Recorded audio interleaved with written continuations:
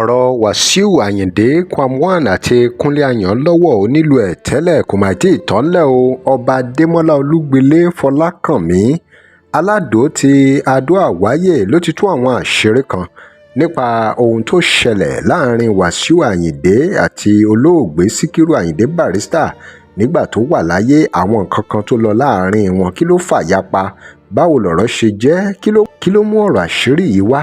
Òun náà ni bí Aládò Adó-Àwáyè ṣe dá sí ọ̀rọ̀ tó ń lọ láàrin Kúnlé Ayánlọ́wọ́ àti Wasiu Ayinde látàrí àwọn ẹ̀sùn tí Kúnlé Ayánlọ́wọ́ fi kan ọ̀gá ẹ̀ tẹ́lẹ̀ pé fún odidi ọdún 22 lòun ò fi láǹfààní láti gbé nǹkan rí ṣe.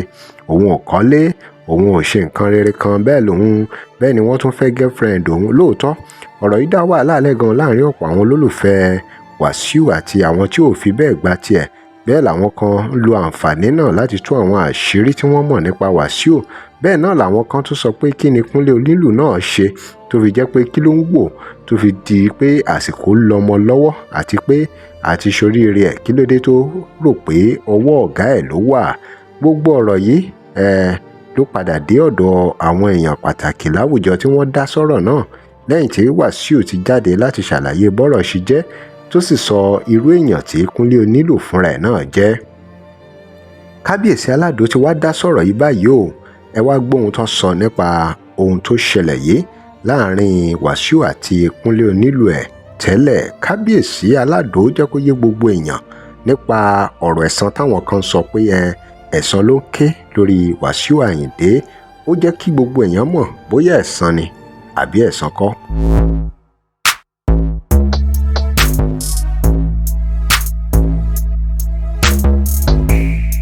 Welcome to CrossBlog X TV. Remember to like, share and follow us. Báyìí ò dá policy.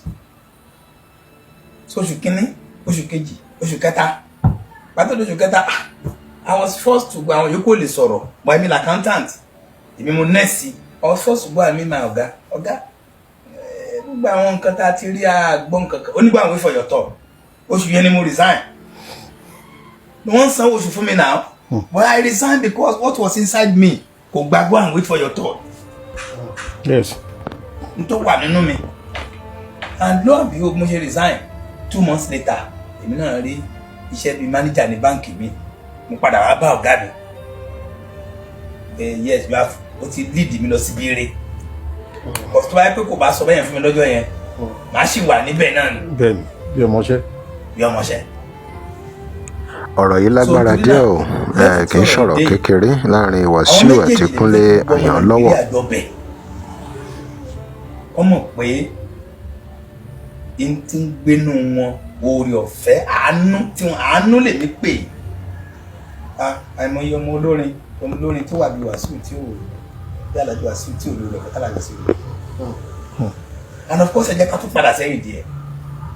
This same Alhaji Wasiu nígbà tó bẹ̀rẹ̀ iṣẹ́ orin, àkókò kan wà tó ní ìdojúkọ pẹ̀lú Alhaji Ayinde Barrister. Kí ló fà á? Ohun tó ń gbénú ẹ̀, ó ń contend, ó mọ̀ pé Barrister ọ̀gá òun ni, ṣùgbọ́n wọn náà ń ṣe olórin lásán, kìíní kan gbénú òun náà mo gbọ́dọ̀ fulfill. So ẹnìkan sọ pé ẹ̀san kìí ṣe ẹ̀san. Drop your comment. Remember to like, share and follow us. Thanks for watching.